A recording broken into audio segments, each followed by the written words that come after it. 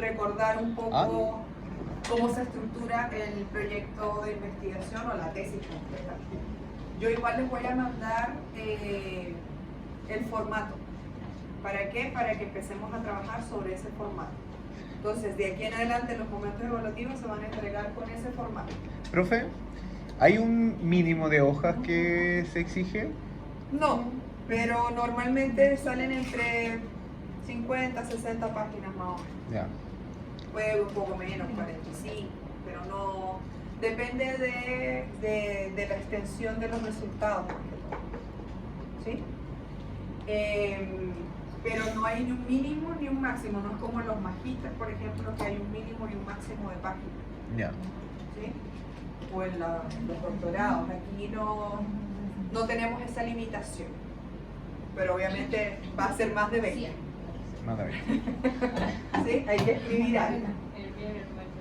Entonces, un poco recordando, existen diferentes tipos de investigación, ¿sí? Diferentes metodologías que se utilizan, además de que pueden ser cuantitativos, cualitativos o mixtos. Tienen diferentes enfoques. Existen investigaciones que pueden ser exploratorias y esas investigaciones se utilizan, o esa metodología se utiliza cuando hay poca información acerca de ese fenómeno o esa área que se desea investigar. ¿Ya?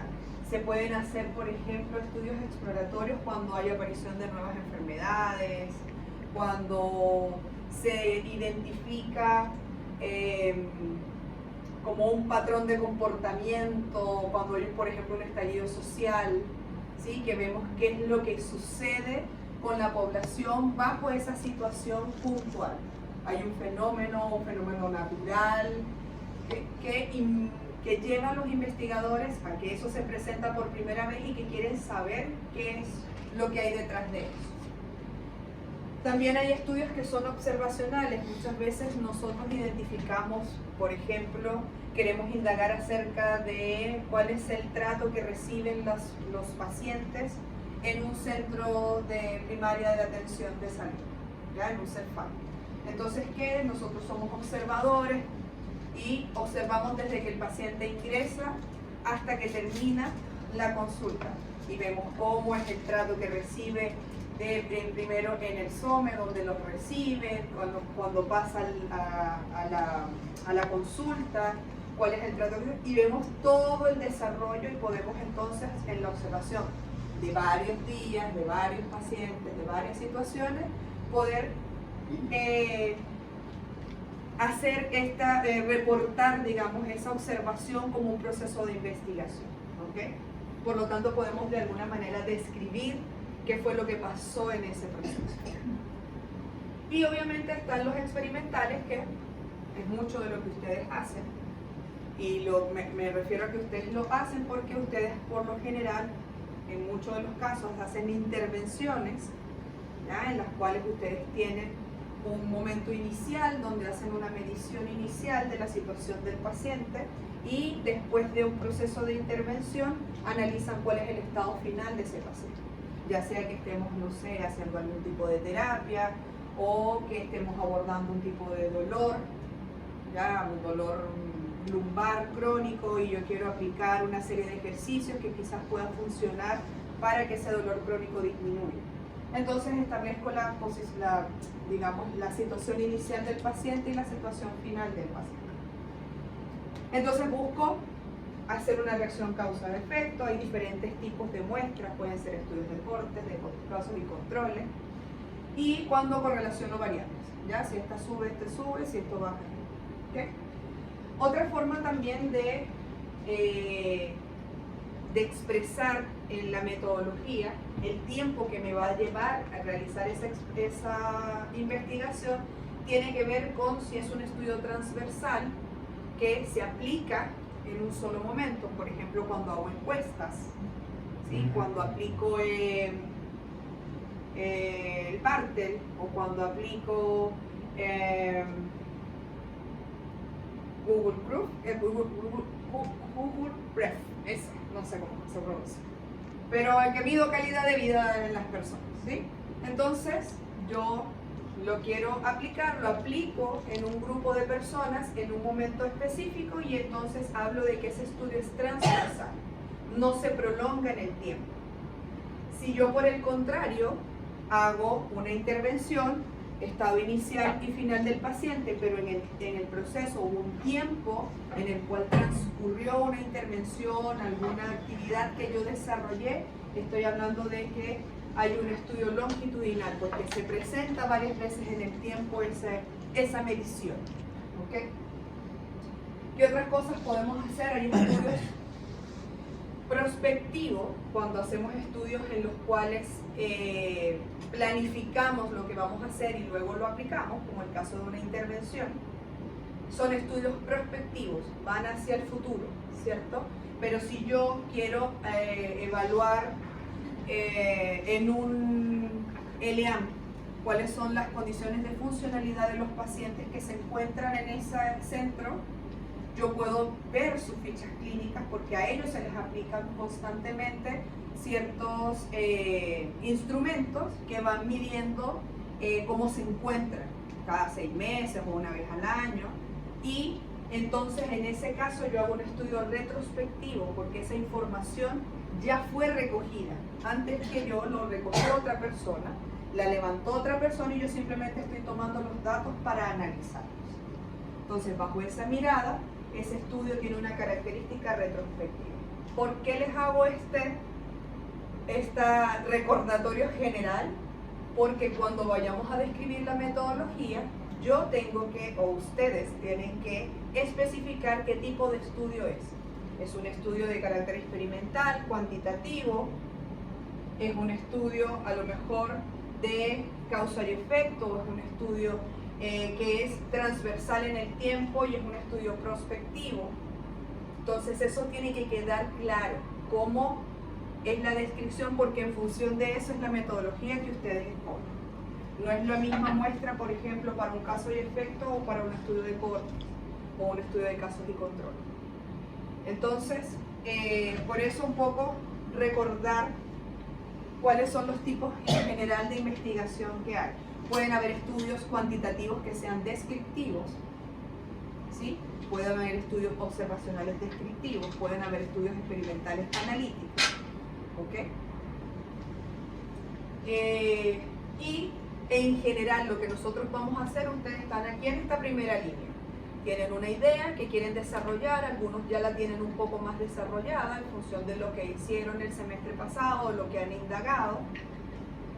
Vamos a plantear un problema y aquí vamos a recordar un poco cómo se escribe un planteamiento del problema, porque requiere una cierta cantidad de información que es fundamental para que se entienda el problema.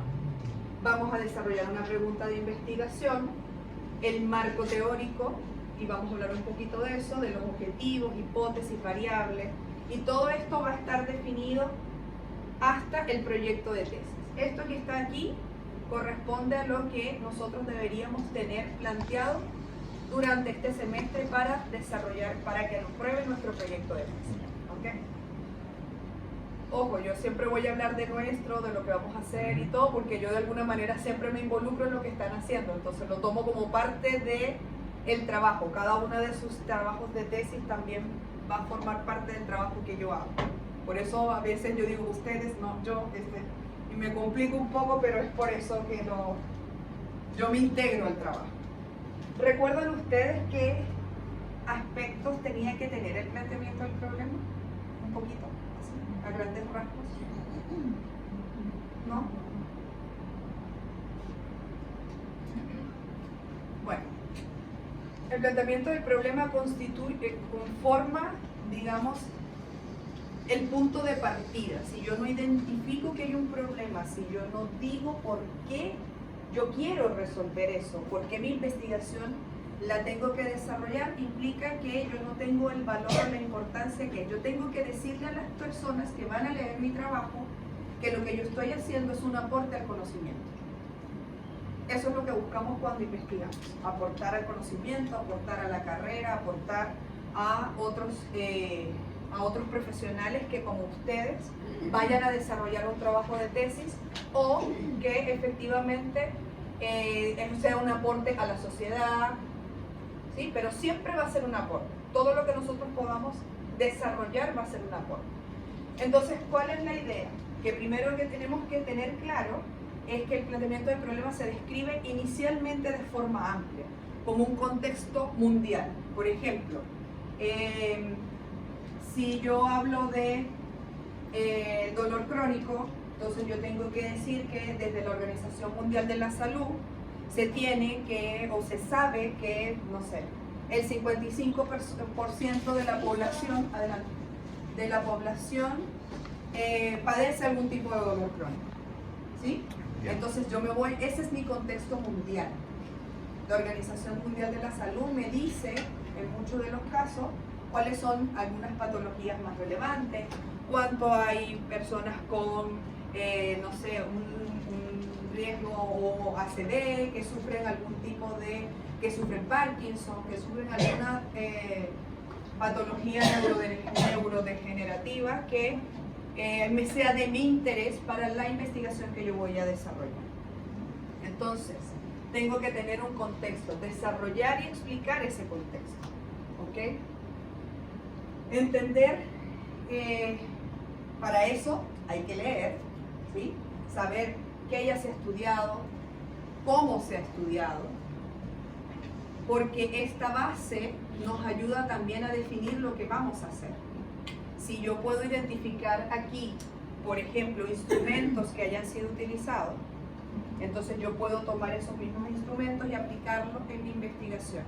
Puedo replicar una investigación que haya sido realizada en Australia y yo quiero replicarla aquí, porque pienso o siento que esta metodología que se está aplicando allá, o este tipo de ejercicio, o esta nueva forma de abordaje de una patología en particular, yo la puedo extrapolar a lo que hacemos nosotros en Chile. Entonces yo puedo ver, validar esa información aplicándolo a una muestra acá, ¿ok? En el caso de hacer revisiones bibliográficas, por ejemplo, también necesito tener cuál es el contexto, qué es lo que existe hasta ahora. Entonces, tengo que describir, o el planteamiento del problema me ayuda a entender con claridad qué es lo que voy a hacer, cómo lo voy a hacer, para qué lo voy a hacer y sobre todo por qué.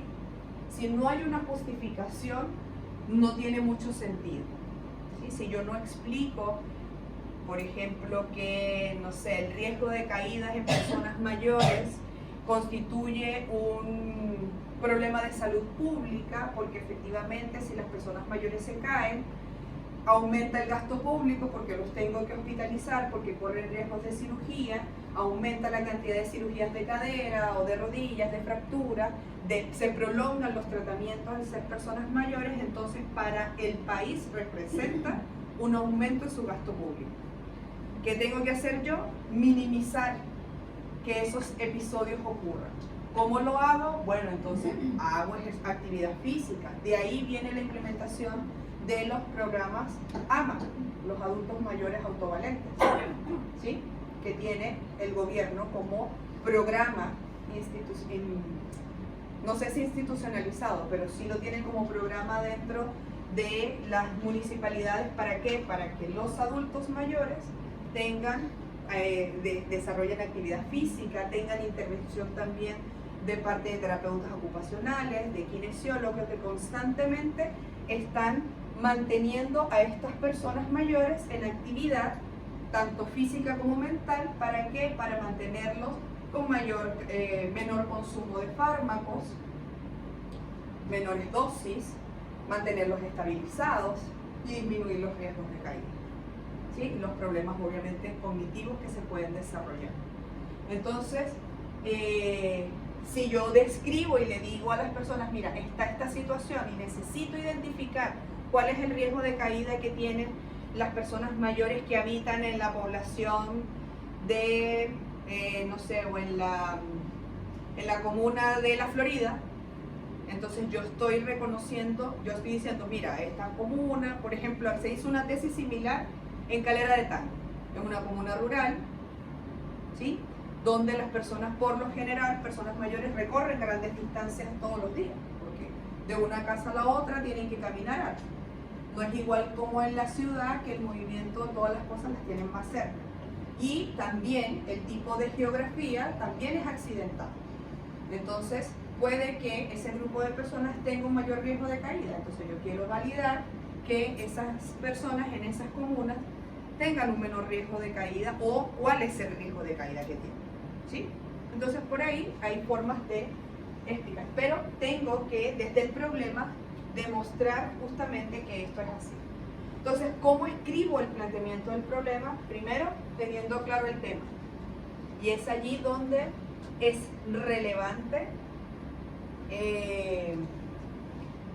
la revisión de la bibliografía. ¿Qué hay? ¿Qué se ha hecho hasta ahora? ¿Cómo se hizo? ¿Sí?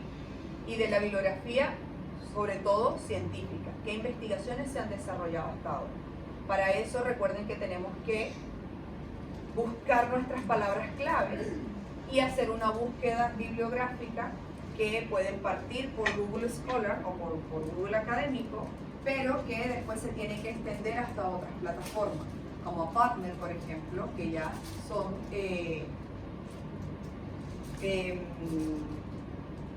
bases de datos que tienen información más mundial, ¿okay? Cielo, Cochrane, Pedro. tienen información más de nosotros, Latinoamérica. ¿Cuál es la otra? La Argentina, Dialnet o algo así se llama, la otra plataforma.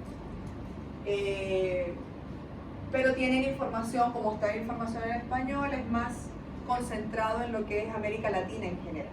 Hay estudios mexicanos, brasileños. Pero tenemos que buscar un poco más allá. Entonces los invito a que después que hagan una búsqueda de lo que hay a nivel regional, también indaguen en esas plataformas. Si bien a veces uno se complica un poco con el idioma y todo esto, es importante, hay buenos traductores que les pueden ayudar en caso de que no dominen el idioma. Y si no, hay apoyo. No soy experto, no soy bilingüe, pero les puedo ayudar. ¿Ya? En lectura sí, el hablado no. Soy campana de barro, digo yo, escucho pésimo. No entiendo nada. Puedo hablar, pero no entiendo nada, entonces como lo mismo. Es un monólogo. Otro punto importante cuando redacten es que de aquí en adelante todo lo que escriban va a ser de manera impersonal, siempre en tercera persona. Nunca nuestro trabajo, nunca nuestra investigación, nunca nosotros hemos decidido, no. Este trabajo, este estudio permitirá comprender, ayudará, ¿sí? Siempre en tercera persona. Y obviamente que definan el tema que van a desarrollar. Como les decía, se escriban siempre de lo macro a lo micro. ¿Cuál es el antecedente mundial? Por ejemplo, ¿qué me dice la OMS? ¿Qué me dice la FAO en el caso de alimentos? ¿Qué me dice todas las instituciones que están a nivel mundial? ¿O qué me dicen las publicaciones científicas a nivel mundial? ¿Qué me dice PubMed de estas dos cosas? ¿Ok? Y después nos vamos a nuestro país como tal. A veces hay muchas investigaciones que se han desarrollado en otras universidades. Podemos utilizar tesis anteriores o que estén en los repositorios de otras universidades como fuentes, sí, pero que no sea la única. ¿Sí? ¿Podemos utilizar inteligencia artificial? Sí, pero no para copiar y pegar. ¿Ya? Es algo que si ustedes no lo utilizan como herramienta, yo les puedo decir cómo hacerlo. Yo utilizo inteligencia artificial, utilizo ChatGPT, utilizo Perplexity para hacer búsquedas, para iniciar ideas de redacción, para postular a fondos concursables, para muchas cosas. Entrenen a su IA con el tema que ustedes vayan a buscar, vayan subiendo la información y pregúntenle. ¿Saben entrenar a la IA? ¿Sí? ¿No? ¿Más o menos? ¿Sí? Sí. Ok, bueno, si no, los que no sepan, ahí yo les voy diciendo. Pero la idea es esa, ¿por qué entrenarla? Para que las respuestas sean cada vez más específicas. Si no tiene entrenamiento, las respuestas pueden ser muy ambiguas. Entonces, entrenarla implica subirle información, decirle este artículo, léete este artículo, sácame un resumen de esto, ya que tienes este conocimiento en base a esto, porque respóndeme tal cosa. O ¿qué otras preguntas o qué otras cosas necesitas saber acerca de este tema? Y ella te va a hacer todas las preguntas. Entonces tú le respondes esas preguntas y eso forma parte del entrenamiento de la IA. Obviamente para eso tienen que crearse una sesión porque si no todo se borra. Tienen que crearse su propia sesión y cada vez que entren a su sesión va a estar la IA en esa sesión activa con la información que ustedes le han ido cargando. ¿Sí? ¿Para qué les puede ayudar? Para justamente, no sé, a veces hay bloqueo mental cuando uno está escribiendo y uno no sabe por dónde empezar o escribir algo y lo borra, escribir algo y lo borra, escribir algo y lo borra, y así pasa varios ratos hasta que empiezas así como ya te empiezas a frustrar. En ese momento usted va y le pregunta a la gente, ¿cómo puedo escribir tal cosa, tal cosa? ¿Cómo puedo iniciar una introducción con respecto a esto? Y entonces ahí él te dice, no, bueno, habla de tal cosa, menciona esto, y ahí ya tengo la idea, y ahí pueden escribir ustedes. No copien ni peguen porque los profes nos damos cuenta. Y hay detectores de uso de inteligencia artificial y detectores de plagio. Entonces igual nos podemos dar cuenta en algunas ocasiones, ¿sí? No en todas, pero sí por lo menos cuando hay más del 50% de uso de la IA nos podemos dar cuenta. Sobre todo también cuando escriben, que cada uno de ustedes tiene su forma de redactar y uno como docente aprende a identificarlo. Entonces de repente vienen con el estilo que ustedes están acostumbrados y de repente me habla una cuestión perfecta y aquí hay algo raro, ¿qué pasó? Esta persona no escribe así. Todos tenemos una forma, no es ni mala ni buena, sino que todos tenemos una forma en la que nuestro cerebro organiza las ideas. Entonces es algo. Entonces la idea es que si por ejemplo yo esto lo voy a aplicar en una comuna o lo voy a aplicar en un centro de salud, el planteamiento del problema es como un embudo. Parto desde lo más general, explicando a lo mejor un poco de la patología, de qué se trata, y voy haciendo el embudo hacia donde yo quiero llegar. Si yo quiero hablar de... Yo siempre hablo de dolor porque yo trabajé mucho en dolor, por eso siempre me van a escuchar hablar de dolor. Pero no sé, quiero hablar de dolor neuropático, yo tengo que partir diciendo que es dolor, definiendo como tal, ¿ya? Libremente, porque este es el planteamiento del problema, no es el marco teórico. Entonces yo simplemente con decir que el dolor es una sensación desagradable, pues la percepción de una sensación desagradable, entonces ya con eso que se puede percibir, es un dolor nociceptivo, pero dentro de los tipos de dolor también existe el dolor neuropático, y ahí hablo de dolor neuropático. Entonces es como yo abordo desde la forma más general a lo más específico. Y obviamente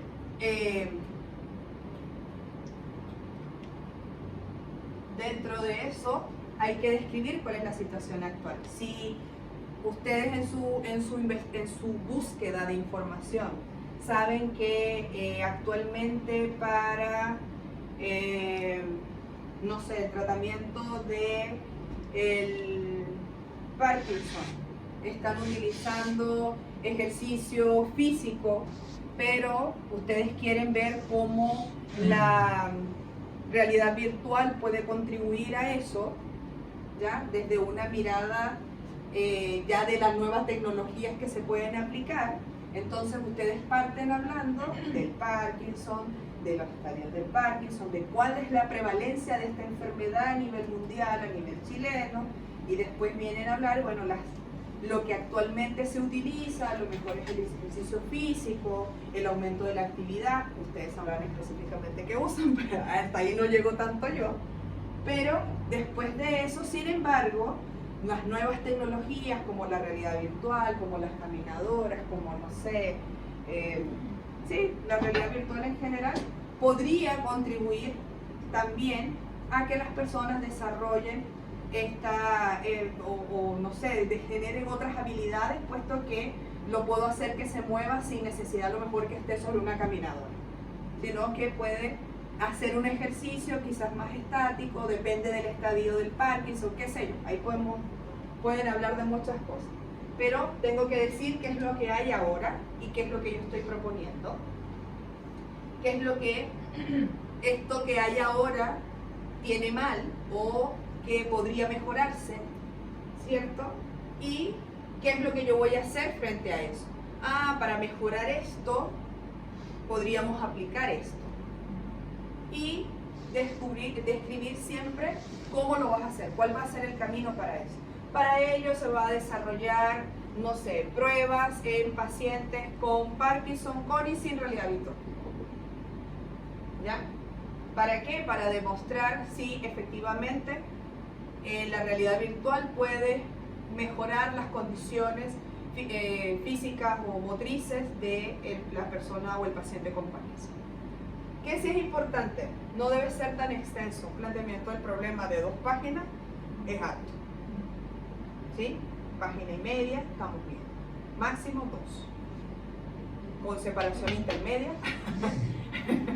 ¿Sí? 1.5 y letra 12. ¿Ya? ¿Por qué no más extenso? Porque uno se pierde entre tanta información. El planteamiento del problema tiene que ser conciso igual. Tiene que darme todos estos puntos que acabo de hablar, pero con datos crudos que yo pueda decir, mira, sí es relevante, ¿y qué va a hacer esto? Bien, perfecto, entendí hacia dónde va esta tesis. ¿Sí? Y importante también, no debe tener juicios de valor. ¿Y a qué me refiero con eso? Que muchas veces nosotros decimos, no, pero es que, no sé, a lo mejor los traumatólogos no dan las indicaciones correspondientes y yo quiero indagar. No. Nosotros somos investigadores, somos objetivos. ¿Sí? Somos objetivos y por lo tanto yo no puedo juzgar si lo que el médico está haciendo está bien o está mal.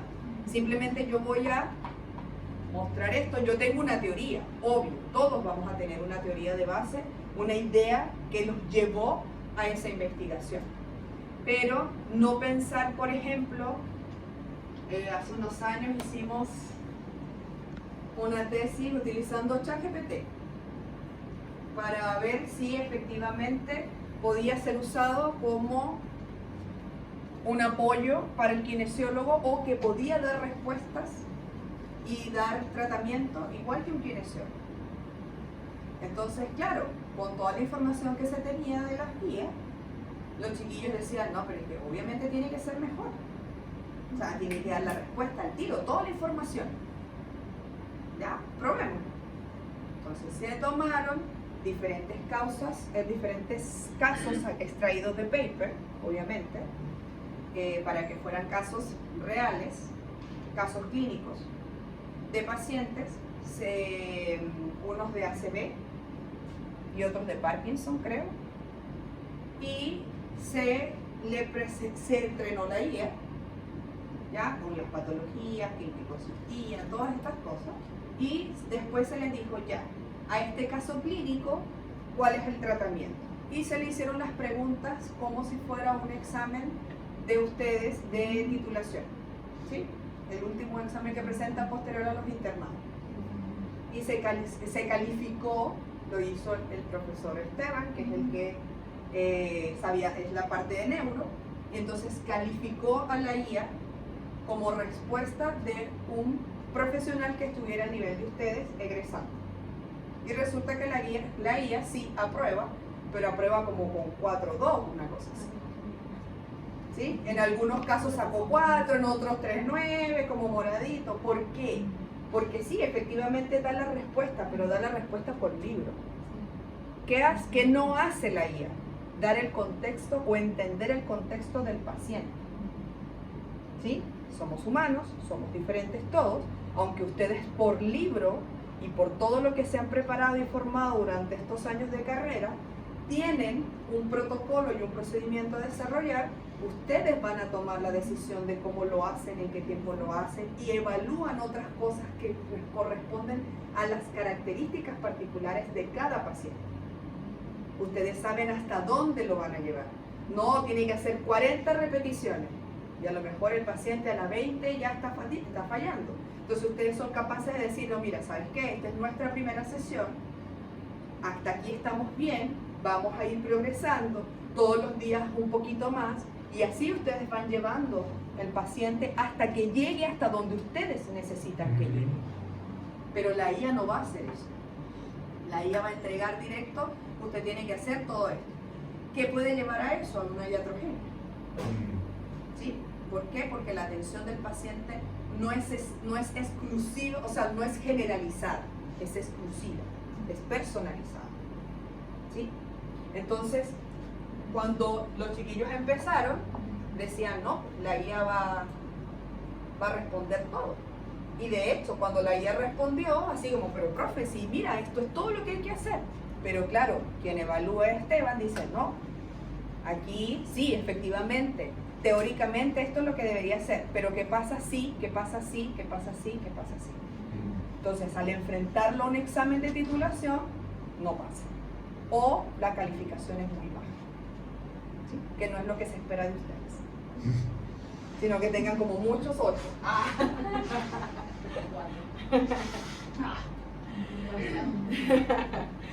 Ya, entonces, cuando escribamos el planteamiento del problema, ¿qué tenemos que hacer? Primero, evaluar qué es lo que estamos investigando, comparar con lo que ya existe, interpretar cómo es la mejor forma de hacerlo, establecer cuáles son estos antecedentes preliminares y obviamente ver cuáles son las implicancias que tienen esto y formalmente estructurar cómo va a ser esa investigación.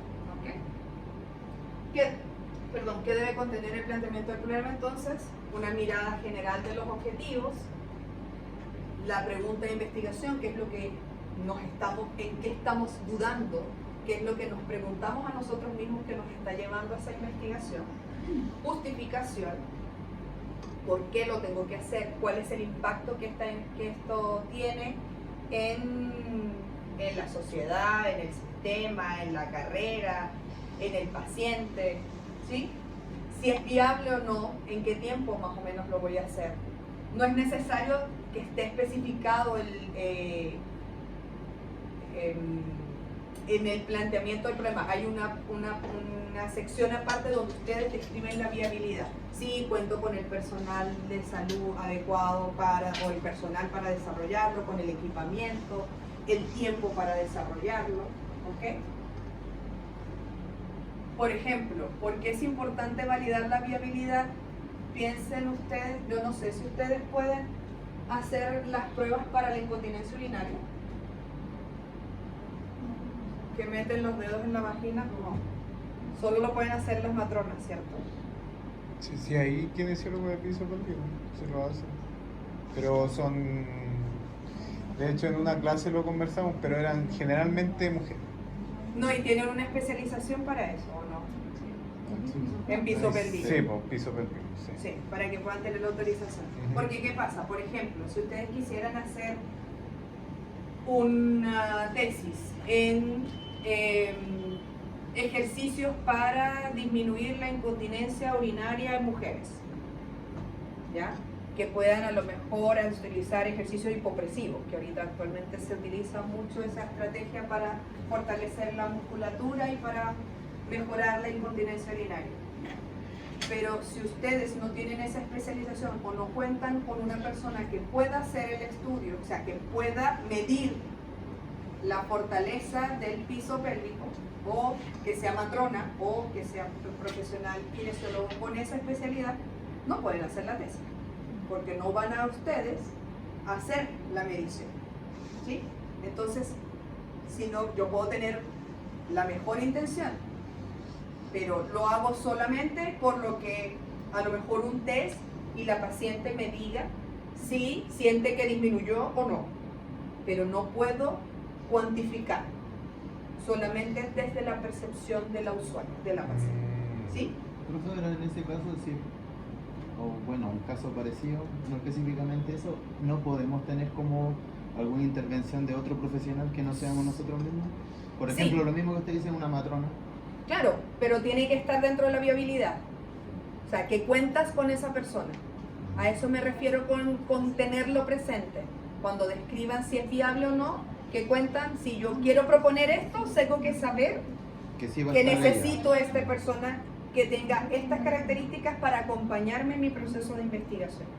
O sea, por ejemplo, ¿y qué daría la veracidad de que uno va a contar con ese profesional? Tiene que formar parte del equipo de investigación. Por ejemplo, si hiciéramos una tesis conjunta entre matronería y kinesiología, Ah, por ejemplo, entonces yo puedo tener tesistas matronas que hagan las mediciones y por ahí se va a un lado y ustedes se van hacia la parte de fortaleza del piso pélvico, ya.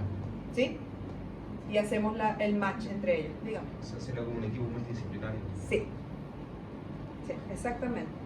Entonces, por ejemplo, nosotros ahorita tenemos propuesto un proyecto que deberíamos desarrollar, que es con persona mayor, calidad de vida, pero estamos tratando de vincular kine con nutrición. Entonces, buscar algún tipo de suplementación que contribuya, no sé, a mejorar la musculatura, aumentar, y que los ejercicios contribuyan a eso. Entonces, poder hacer un match entre ambas carreras. Pero para eso necesitamos cada profesional en su área, ¿ok? Para que cada quien evalúe con sus instrumentos y con sus mecanismos desde su expertise, ¿sí? ¿Qué tengo que utilizar? Delimitar bien el problema, si tengo variables, cuáles son esas relaciones, y acuérdense que a lo mejor lo pasamos un poquito más tarde, pero yo puedo tener variables dependientes y variables independientes, Ujú. las que manipulo y las que no manipulo, Ujú. ¿cierto? Entonces, por ejemplo, si yo estoy evaluando dolor, el dolor es una variable independiente, yo no la estoy manipulando porque ese es el dolor de la paciente. Lo que yo puedo manipular son los ejercicios que le voy a dar, ¿ya? Si son ejercicios de carga, de fuerza, de tracción, ¿sí? De empuje, qué ejercicio yo le voy a colocar a esa persona para ayudar a aliviar su dolor. Entonces, mis variables o mi variable dependiente va a ser el ejercicio que yo voy a poder hacer, ¿sí? En lo que yo puedo manipular. Y la que no puedo manipular va a ser lo que voy a medir en el paciente, ¿sí? Ya, ¿claros con el planteamiento del problema? Ujú. O sea, refrescaron un poco la memoria, Sí. igual lo vamos a ir trabajando semana a semana. Como les decía, hoy yo les hago un repaso, pero la idea es que todas las semanas vengamos a trabajar en la tesis. Porque yo sé, como les dije en la primera clase, ustedes la mayoría trabaja, la mayoría tiene otras actividades que desarrollar, empiezan también las prácticas, entonces necesito que utilicemos este espacio para avanzar. ¿Sí? Doctora, Dígame. tengo una duda. ¿El estudio de caso se hace con pacientes o es el que se hace como con la narrativa? No, el estudio de caso se hace con pacientes. Y en el caso que usted mencionaba del piso pélvico, no se puede hacer un metaanálisis. Y hay otro que no me recuerdo cómo se Claro, llama. ahí desde la perspectiva de las revisiones bibliográficas tenemos varias metodologías. Los metaanálisis son cuantitativos 100% y se analiza las características de cada una de las publicaciones que se utilizaron y se cuantifican, y hay metodologías para estadísticas para hacer los metaanálisis. Tienes las revisiones sistemáticas como tal. ¿Sí? Las revisiones sistemáticas, que si bien son estructuradas, no son tan complejas como un metaanálisis. Tenemos los scoping review, que son revisiones bibliográficas sistemáticas pero más amplias, como exploratorias. Entonces tienes una visión amplia del área o del tema que vayas a abordar. Pero es mejor hacer una scoping review que una revisión narrativa, porque la revisión narrativa es muy subjetiva a los criterios del investigador. El scoping review te obliga a utilizar una estructura similar a las revisiones sistemáticas para seleccionar los artículos, a utilizar criterios de inclusión y de exclusión para la selección. ¿Y acá se puede hacer Cualquiera de las cuatro. Es que me saltaba la duda porque decía que en relación al ejemplo que usted exponía, que no iba a ser factible, dijo otra palabra. Viable. Viable. Entonces, pero si tengo la otra opción, igual podría ser viable. Tampoco Claro, lo voy a es hacer viable solo- siempre y cuando no sea experimental. Claro, sí. Sí, Esa es la duda. sí. Pero por eso, depende, si no es experimental, yo ahí planteo desde mi metodología que va a ser una revisión bibliográfica. Claro. Entonces, desde la perspectiva de la revisión bibliográfica, cualquiera de las 5 opciones que nombré, es completamente factible que ustedes puedan desarrollarlo. Ahora, si el procesamiento o la metodología es experimental, ahí es donde requieren la intervención de profesionales que tengan o que estén capacitados para hacer esa medición. Profe, disculpe. El profe el año pasado nos decía que, por ejemplo, en la pregunta ¿De investigación? de investigación podía ir como también no. Yo soy partidaria de que la pregunta de investigación esté. Ya. Muchas veces lo que yo decido o verifico si está o no está es la hipótesis. Ah, sí, eso. Ya, la hipótesis sí, pues sí, decía que Sí. estaba. Porque pasa que la hipótesis, hay algunos tipos de estudios que no se exige que tenga hipótesis. Por ejemplo, los estudios cualitativos. Ujú. No necesarios, los estudios exploratorios no llevan hipótesis, porque no sabemos con lo que nos vamos a encontrar. Cuando hacemos estudios cualitativos dependemos de la perspectiva de la muestra. Por lo tanto, yo no puedo intuir o predecir lo que puede pasar. La hipótesis, si bien es una respuesta a la pregunta de investigación, es una predicción de los resultados que tú esperas, es lo que tú crees que puede pasar. Claro. Entonces, cuando tú haces estudios experimentales, ya hay una información que te dice, si yo hago esto, esto podría pasar, o esto es lo que yo espero que pase. Y por eso planteas una hipótesis. Ya. Pero desde el punto de vista de estudios exploratorios, que no sabes lo que vas a encontrar, o de estudios cualitativos, no siempre se exige la hipótesis porque te dicen, o sea, puedo que encuentre esto, pero puede que encuentre esto otro. Entonces, mientras no se tenga claro cuál es el foco, entonces no se exige. Pero los estudios cuantitativos deberían tener hipótesis.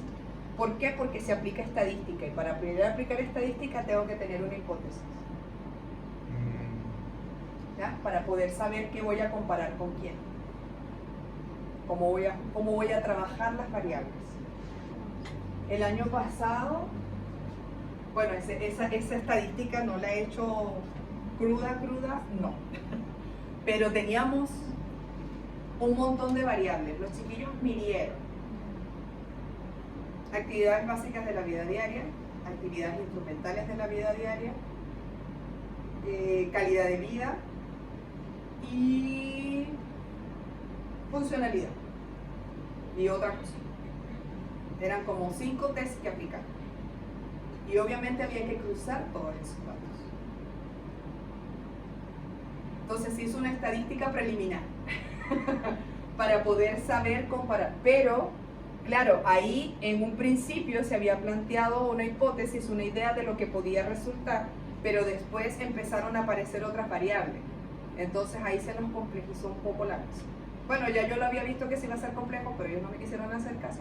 Y pusieron todo, y después tenían un Excel gigante, porque además entrevistaron como a 50, 60 personas. Entonces te podrás imaginar las respuestas de las 50 personas con todos los instrumentos que aplicaron. Y con los instrumentos que aplicaron, por ejemplo, las actividades básicas de la vida diaria son como 10 preguntas, que es el Backward, ¿no? O el Nottingham, uno de los dos. ¿Parte? Y yo sé que estaba el perfil de Nottingham, el Bartel, el Google Gref ese, y estaba otro. Eran como 4 o 5. Entonces, claro, ahí hacer el cruce de variables para poder decir, por ejemplo, sí, una persona que es autovalente tiene una mejor calidad de vida, o una persona y autopercepción de salud, ese era el otro instrumento. Entonces, ellos querían ver si una persona o la teoría decía que una persona que es autovalente, una persona mayor autovalente, tiene una mejor autopercepción de la salud, por lo tanto tiene una mejor calidad de vida. Ese era el origen. Pero después, claro, cuando tú le metes actividades básicas de la vida diaria, pero además actividades instrumentales, entonces se empieza a complejizar porque hay unos que, por ejemplo, no sabían usar el celular, o no andaban en micro, o no podían ni salir a comprar el pan, o no manejaban dinero.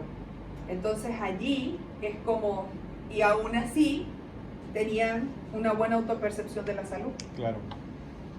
Porque Sí, igual está eran pensando. independientes porque Sí. podían estar en su casa y asearse y hacer todas sus cosas dentro de su casa, pero a lo mejor manejaban un celular de los antiguos con botones porque no son de manejaban. otra época. No influye eso. Entonces, claro, para ellos, si bien no eran 100% autovalentes o sí, autovalentes en el sentido de que no habían actividades que no sabían desarrollar, aún así tenían una buena autopercepción de la salud y tenían buena calidad de vida. Otros no, otros esa disminución en las actividades instrumentales hacía que, si bien se percibían bien en la salud, su calidad de vida no era tan buena. Entonces ahí intervienen otras cosas, como por ejemplo el entorno, la familia, cómo se comunica con otras personas, si está con sus pares. Entonces era una matriz gigante de cosas y eso está ahí pendiente para analizar. Están todos los datos ahí porque hay que meterlos a la matriz, hacerle un análisis de varianza con todas las variables para ver cuáles se cruzan, cuáles son significativas, cuáles no. Creo que eso lo voy a hacer en un estadístico porque yo soy muy mala para la estadística. Ya, perdón, me había pasado esto. Ya, entonces con el planteamiento del problema, bien. ¿Sí? Ahora, ¿qué necesito también que manejemos y tengamos súper fuerte, que esté, que fundamente toda esta investigación? Un buen marco teórico. En el marco teórico, además de los antecedentes, ¿ya?, de toda la información que hay con respecto a investigaciones previas a las que nosotros vamos a desarrollar, que es lo que se conoce como historia del arte o estado del arte, antecedentes, necesito que también esté la teoría, ¿sí? Si yo voy a hablar de cómo influye la terapia manual a nivel de cadera para aliviar el dolor lumbar, yo necesito describir cómo están unidas esas cadenas musculares, ¿cierto? Para saber cómo funciona fisiológicamente y por qué una puede tener acción sobre la otra o mejorar una condición de la otra. Entonces eso tiene que estar descrito en el marco teórico, porque ustedes trabajan mucho sobre la fisiología. Por lo tanto, independiente de lo que vayan a hacer, probablemente va a haber mucha fisiología que tengan que describir aquí. Riesgo de caída. Si evaluamos riesgo de caída, o a lo mejor estamos evaluando, no sé, sarcopenia y su relación con el riesgo de caída, entonces yo tengo que hablar de ambas cosas. Explicar cuál es la sarcopenia, cuáles son las consecuencias de la sarcopenia, y también explicar cómo eso podría quizás influir en el riesgo de caída. Lo voy a demostrar después, pero tengo que ya ir esbozando cuál podría ser esa relación.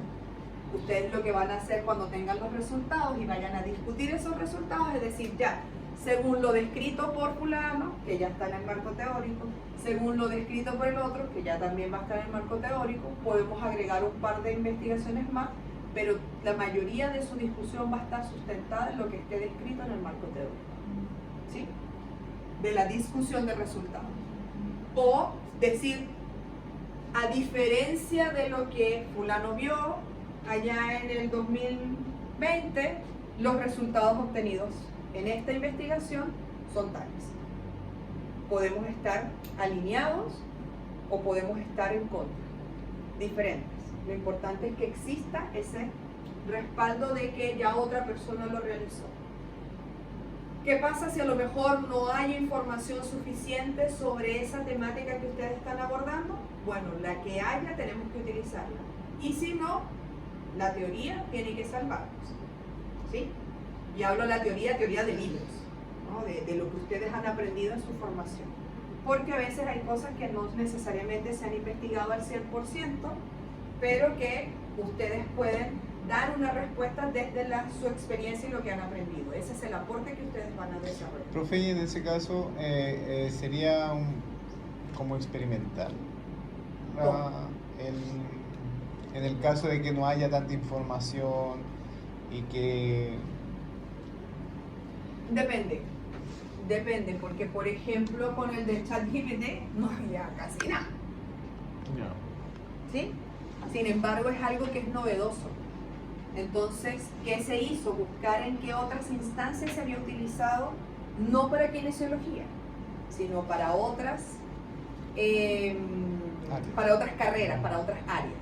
Entonces, por ejemplo, no sé, se había utilizado en aeronáutica, se había utilizado, creo que en Europa, con unos enfermeros, parece, o con unos médicos. Entonces, ya se había aplicado como plataforma en otras instancias. Entonces dice, bueno, si se aplicó así y estos fueron los resultados, esperaríamos que aquí tuvieran los resultados también. ¿Sí? Entonces, por eso es importante que además de la inmersión en ese conocimiento que existe desde la perspectiva del planteamiento del problema, también hayan teorías, todo lo que son conceptos, investigaciones previas, todo eso les va a servir. ¿Para qué hacemos eso? Para minimizar los errores. Si alguien ya lo hizo y encontró que el método no era eficiente, ¿para qué lo voy a repetir de nuevo? ¿Sí? O digo, no, sí, yo sostengo que funciona y no importa que a ellos no les haya servido, yo lo voy a modificar de esta manera para que funcione. Y ese es mi aporte. Pero lo hago con base en algo que ya probablemente se realizó. También para conocer cuáles estudios se han realizado, a lo mejor qué tipo de muestra, a lo mejor se aplicó en personas mayores, pero no se ha aplicado en personas entre los 35 y 45. Entonces puede haber alguna variación. Tipo de muestras, qué muestras se utilizaron, cómo fue la recolección de esos datos. Fue, no sé, se tomaron personas de todas las comunas, si es que se hizo aquí en Chile, o solamente fue en la región solamente fue en Chiloé, ¿ya? O solamente fue, no sé, en la Patagonia, pero aquí en Santiago no se ha aplicado. Ah, bueno, traigámoslo y apliquémoslo acá. Aquí hemos hecho cosas, no en Kine, pero sí en obstetricia, por ejemplo, que se habían hecho en Antofagasta, y aquí en Santiago no. Entonces veamos cómo se comporta la población de Santiago, ¿sí? ¿Qué diseños experimentales se utilizaron o qué diseños metodológicos se utilizaron? ¿Y bajo qué contexto? Obviamente, lo que les decía, los contextos pueden ser diferentes. Si lo aplicaron en Europa, no necesariamente lo que a los europeos les pasa nos va a pasar a nosotros. ¿Sí? Somos poblaciones distintas, con contextos distintos, con genética distinta, por lo tanto, pueden haber variaciones. Por lo tanto, nos ayuda también a documentar la información que tenemos. Es una guía para el problema, conduce también a la formulación de la hipótesis, porque ya puedo esbozar cuáles serían los posibles resultados que podría tener, o inspirar nuevas ideas, ¿sí? A lo mejor ahora ustedes cuando realicen su búsqueda bibliográfica van a decir, oye, esto no lo había visto, me llama la atención, puede desarrollar otra área, basado o partiendo de la misma idea. Y obviamente, lo que les decía, el marco referencial para dar respuesta a los resultados que obtengan. ¿Sí? ¿Bien?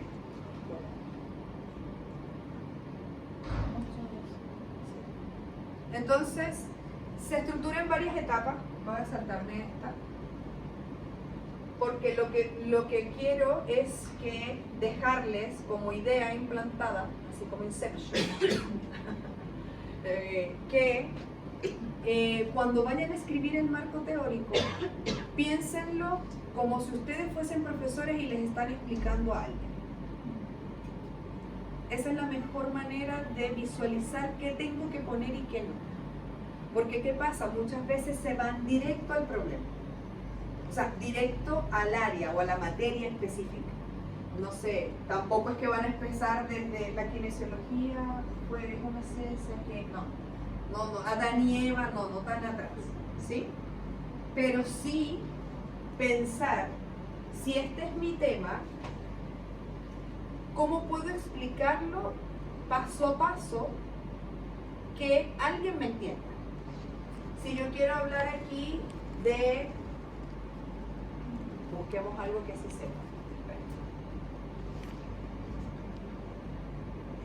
No, de quién es solo que ya estoy frita. Es que puedo decir cualquier burra. Pero puedo hablar más para mi territorio. Mejor lo llevo a mi territorio. Por ejemplo, yo trabajo con desechos orgánicos, ¿ya? Yo hago revalorización de desechos. Entonces nosotros tomamos desechos orgánicos, cáscaras, hojas de beterraga, hojas de apio, todo lo que uno normalmente no se come y que se va a la basura, yo lo recojo, lo recupero, extraigo componentes activos de allí y los pongo en productos, ¿sí? Para potenciar la efectividad de esos productos. Entonces, si yo quiero explicar esto de manera más bonita, yo parto, por ejemplo, diciendo, si yo hablo de la revalorización de los desechos, entonces yo tengo que partir por qué son los desechos orgánicos, ¿sí? Para que ustedes que no son del área me entiendan. Yo voy a decir, ya, actualmente existen, no sé, se generan a nivel de Chile 50, o a nivel mundial, 50 toneladas diarias de desechos orgánicos domiciliarios, ¿sí? O sea, de cada una de nuestras casas, todo lo que nosotros sumamos, llámese desechos orgánicos, cáscaras de plátano, cáscaras de fruta, hojas de beterraga, hojas de apio, cáscaras de huevo, ¿sí? Todos esos desechos orgánicos que contienen componentes activos como polifenoles, como dopamina, como licopeno, como antioxidantes, que pueden tener acción sobre algunas de las patologías que actualmente existen, o de las, no de las patologías, porque yo no trabajo con patologías, pero sí pueden tener acciones, por ejemplo, antibacteriales, antifúngicas, ¿sí? Por lo tanto, es importante identificar cada una de estas moléculas, separarlas, validar su acción y posteriormente buscar una aplicación para cada una de esas sustancias. Con esto potenciamos no solamente la revalorización de desechos, sino la economía circular, porque retornamos al sistema o a la comunidad el valor que estos desechos tienen, ¿sí? Entonces ahí me puedo decir, por ejemplo, el apio. Las hojas de apio contienen, las hojas de apio tienen antioxidantes, tienen dopamina. Las hojas de plátano tienen, las conchas de plátano, las cáscaras de plátano tienen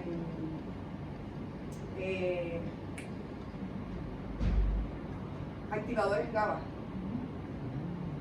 como la gabapentina, estos GABAérgicos, entonces podría funcionar como analgésico, por ejemplo, ¿sí? Por viendo ese camino.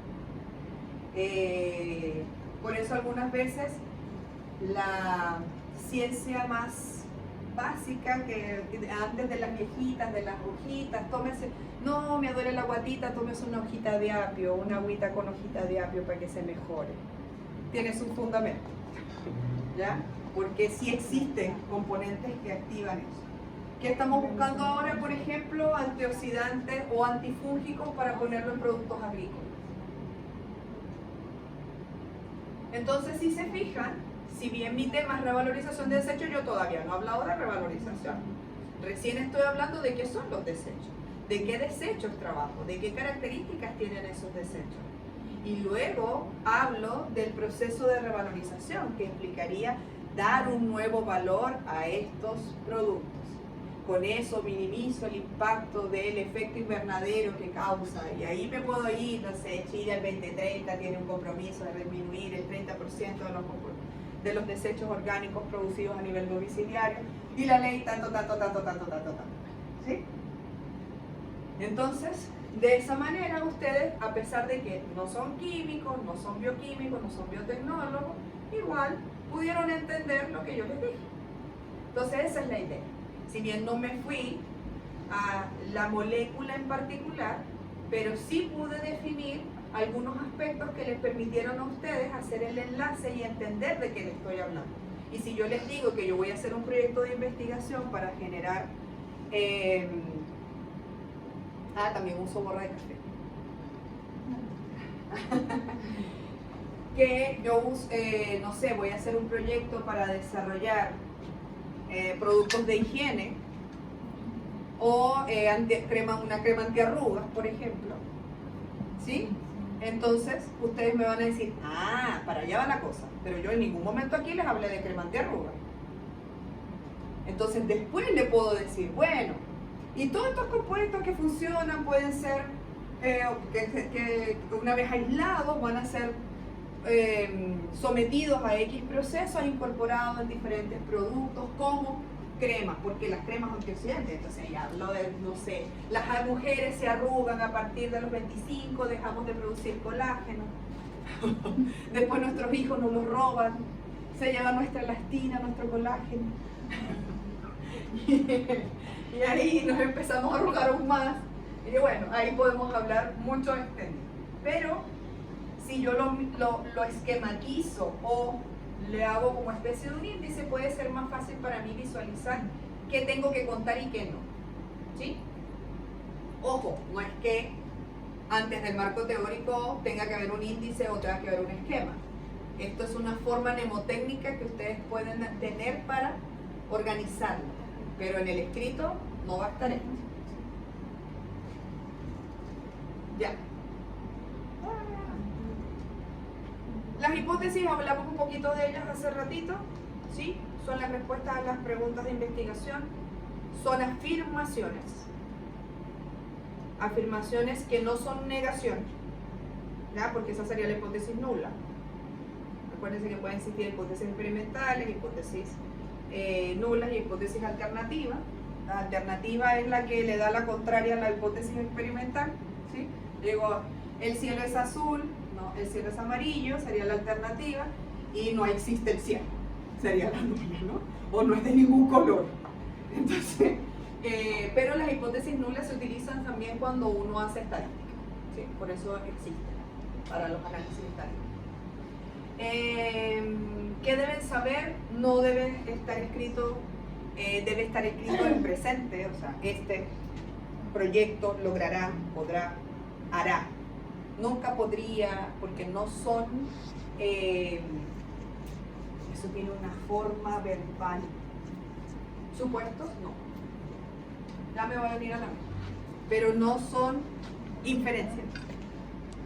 ¿Sí? Cuando yo digo podría ayudar, mejoraría la capacidad de, no. Mejora, hace, realiza. ¿Ya? Igual lo vamos a ir corrigiendo. La mayoría de nosotros utilizamos la de investigación, que realmente lo que hace es dar un pronóstico. Igual esto yo se lo voy a pasar a usted, por si acaso, para que lo tengan. Y obviamente dentro de la investigación, dependiendo del tipo de investigación, si es descriptiva, si es correlacional, o si es de diferencia entre grupos, o si es experimental, pues voy a escoger cómo voy a desarrollar o cómo voy a escribir cada una de esas hipótesis. Las causales también, cuando hago A, ¿qué pasa con B? Y lo que les decía hace un ratito, por ejemplo, en los estudios exploratorios no se formulan hipótesis, en los estudios descriptivos se formula solo cuando hay un pronóstico, ¿ya? Cuando yo digo, las personas mayores que realizan actividad física tendrán tienen un menor riesgo de caída que personas mayores que no realizan actividad física. Ahí yo estoy diciendo, describiendo un proceso y estoy haciendo un pronóstico de ese hecho, ¿ya? Cuando correlaciono, también son hipótesis donde yo digo, aumentar la cantidad de ejercicios de fuerza, la persona aumenta su masa muscular. ¿Ya? Y si yo bajo esto, esta sube, o viceversa, o las dos suben o las dos bajan. Pero estoy relacionando una variable con la otra. Y bueno, las experimentales en general son causales. Si yo hago esto, esto va a pasar. ¿Ya? Si yo aplico esta dinámica o esta intervención, las personas van a disminuir el dolor. ¿Sí? Eso va a generar una causa. Las hipótesis son las que se someten a prueba. Lo que ustedes van a hacer una vez que tengan su hipótesis hecha es someterla a prueba. Y ojo, los resultados pueden ser a favor o en contra de la hipótesis. Y son resultados. Si ustedes después del estudio dicen, ¿saben qué? No se comprueba la hipótesis, eso es un resultado igual. ¿Ya? No hay que asustarse como, ¡ah! No me está dando lo que yo dije. No importa. Esto era una idea de lo que podía pasar. ¿Sí? Yo dije que si había mayor ejercicio de fuerza, había mayor masa muscular, porque eso dice la teoría. Pero a lo mejor la persona hizo ejercicio de fuerza y no subió, ¿no? Un poquito no. Y asumiendo que eso podría pasar, bueno, para este caso se refuta la hipótesis. Se probó, no funcionó, se refutó. Listo. No hay que dar explicaciones o enfocarse, no, es que no. Quizás buscaron alguna alternativa, no resultó porque a lo mejor la persona no hizo el número de repeticiones que tenía que hacer, hicimos menos o el plan de trabajo estaba diseñado para este tiempo y se acortó el tiempo, por lo tanto no se pudo medir.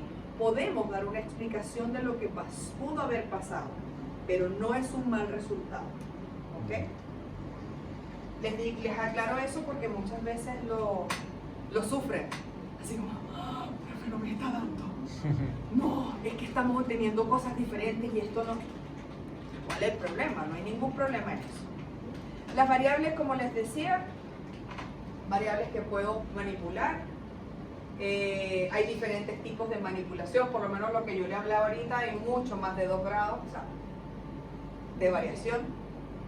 Son múltiples las cosas que podemos evaluar allí. Hay variables internas cuando utilizo casos y controles, cuando utilizo un grupo de personas. Por ejemplo, en el caso del riesgo de caída, lo hicieron en la comuna de Calera de Tango y evaluaron riesgo de caída en personas mayores que realizaban actividad física versus las que no. Entonces, por ejemplo, casualmente coincidencialmente, diría yo, había un grupo que formaba parte del programa AMA desde hacía más de un año y había un grupo de más o menos la misma cantidad de personas mayores que se iba recién a incorporar.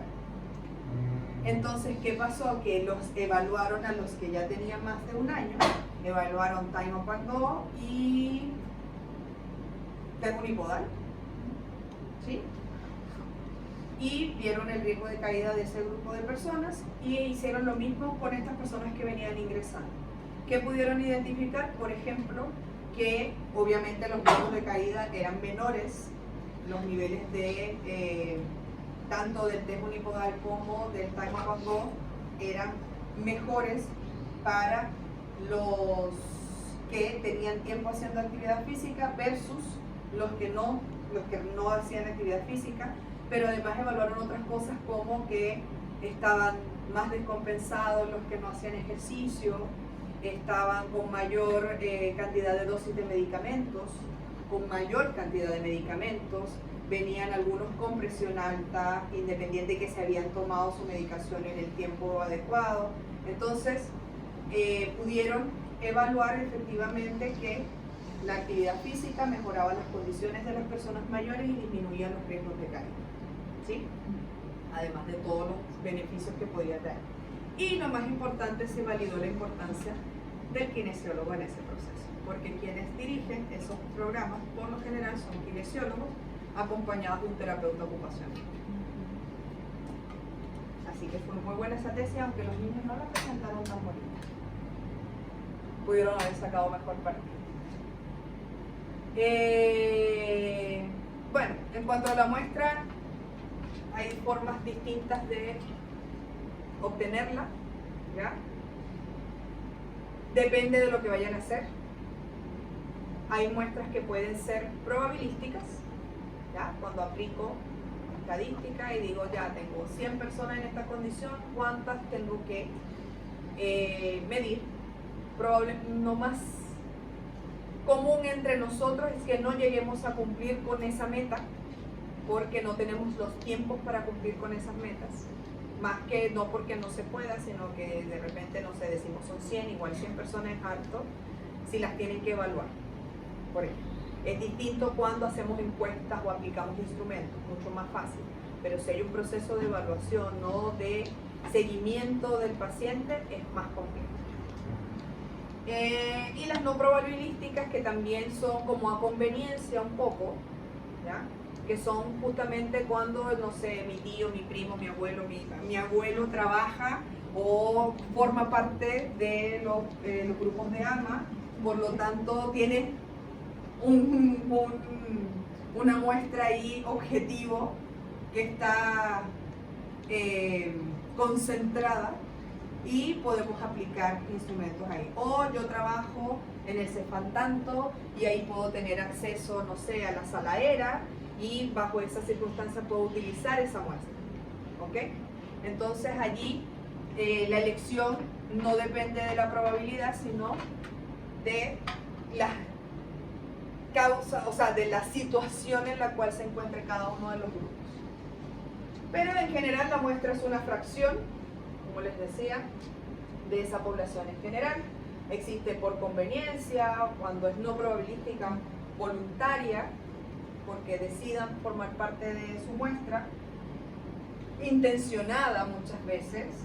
Si ustedes quisieran, no sé, hacer una encuesta y separan de los estudiantes SEC, entonces los tienen intencionados porque quieren hacer su estudio aquí en la universidad, tienen todo el acceso a los estudiantes que forman parte a lo mejor de, no sé, primer año de kinesiología, ¿sí? O segundo año, lo tienen concentrado. O en su defecto que estén en el metro haciendo encuestas, ¿ya? Y eso es algo que es más accidental, ¿no? Aquí también ustedes pueden estratificar, por ejemplo, no sé, si estuvieran viendo religiones, entonces, esta religión sí, esta religión no, o vamos a probar tantas personas de tantas religiones, entonces se crean estratos, ¿ya? O porque los agrupen, ¿ya? Por racimos también se les llama, ¿sí?